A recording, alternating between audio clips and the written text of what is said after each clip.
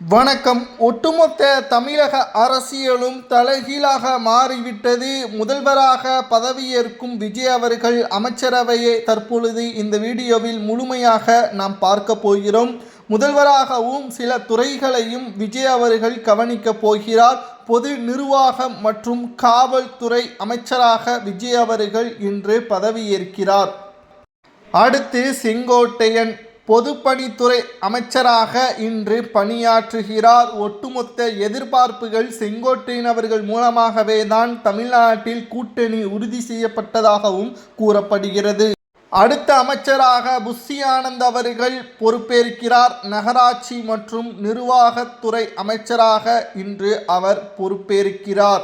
அடுத்து ஆதோ அர்ஜுனா அவர்கள் விளையாட்டு மற்றும் மதுவிலக்குத்துறை அமைச்சராக பொறுப்பேற்கிறார். இவர் களத்தில் மிகவும் முக்கியமான நபர். விஜய் அவர்களுக்கு பக்கபலமாக களத்தில் செயல்பட்டவர்.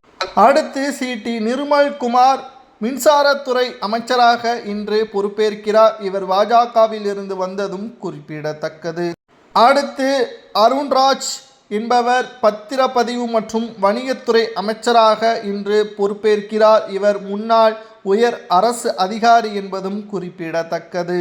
அடுத்து ராஜ்மோகன் ஆதி திராவிடர் நலத்துறை அமைச்சராக இன்று அவர் பொறுப்பேற்கிறார். ஒட்டுமொத்தமாக தமிழகத்தில் மிகவும் ஏழ்மையான குடும்பத்திலிருந்து அமைச்சராக உயர்ந்துள்ளார். இவர் பல பட்டிமன்ற பேச்சாளராகவும் விளங்கியுள்ளார். அடுத்து முஸ்தபா, இவர் சிறுபான்மை நலத்துறை அமைச்சராக பொறுப்பேற்க உள்ளார்.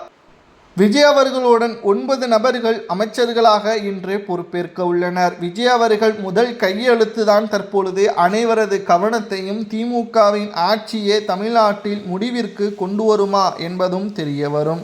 கிட்டத்தட்ட மிக முக்கியமான வாக்குறுதிகளை தான் கொடுத்துள்ளார். திமுகவை போல் 524 வாக்குறுதிகள் கொடுக்கவில்லை. சில குறிப்பிட்ட எண்களில்தான் அவர் வாக்குறுதியை கொடுத்துள்ளார். அதில் மிக முக்கியமான வாக்குறுதிகள் நான் வெற்றியடைந்த உடனே கையெழுத்திடக்கூடிய வாக்குறுதிகளாக 6 வாக்குறுதிகளை நாம் பார்க்க போகிறோம். முதலில் ஆண்டிற்கு 6 இலவச சிலிண்டர்கள், மாதம் குடும்ப தலைவிகளுக்கு 2500 ரூபாய், குடும்பத்திற்கு 25 லட்சம் வரையிலான சுகாதார காப்பீட்டு திட்டம், ஒவ்வொரு குடும்பத்திற்கும் 200 யூனிட் வரை கட்டணமில்லா மின்சாரம், முதியோர்களுக்கு மாதம் 3000 ரூபாய் ஓய்வூதியம், பெண்களுக்கு அரசு பேருந்தில் இலவசமாக வழங்கப்படும்.